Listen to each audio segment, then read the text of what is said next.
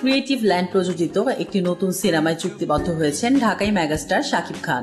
সিনেমার নাম এখনো প্রকাশ কিংবা চূড়ান্ত হয়নি, তবে শোনা গিয়েছিল 90 দশকের কুখ্যাত সন্ত্রাসী কালা জাহাঙ্গীরের জীবনী নিয়ে নির্মিত হবে সিনেমাটি।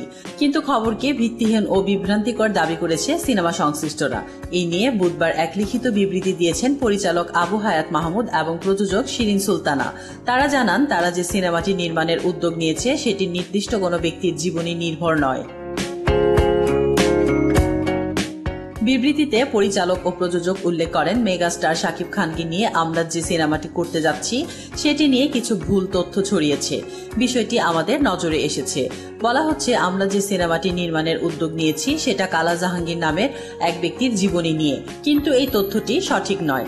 আমাদের কাছ থেকে এমন কোনো বক্তব্য দেওয়া হয়নি।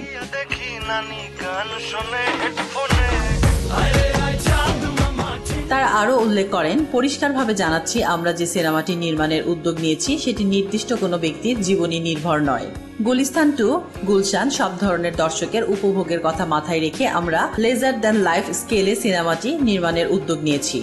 এটি 90 দশকের ঢাকাকে কেন্দ্র করে একটি গল্প, যেখানে ক্রাইম, লাভ, অ্যাকশন, ইমোশন, ফ্যামিলি ড্রামা সবকিছুই থাকবে। আমরা অনুরোধ জানাচ্ছি, আমাদের অফিসিয়াল স্টেটমেন্ট ব্যতীত অন্য কোথাও থেকে পাওয়া তথ্যের উপর আপনারা বিশ্বাস করে বিভ্রান্ত হবেন না। সিনেমার কাজ কতদূর এগোলো তা নিয়ে পরিচালকের ভাষ্য, পুরো দমে আমাদের সিনেমার প্রি প্রোডাকশনের কাজ চলছে। সিনেমাটি দর্শক নন্দিত ও সার্বিকভাবে সফল করতে দেশ ও দেশের বাইরে আমাদের একাধিক টিম নিরলসভাবে কাজ করে যাচ্ছে। তাসলিমা আক্তার শিমু, SBS বাংলা।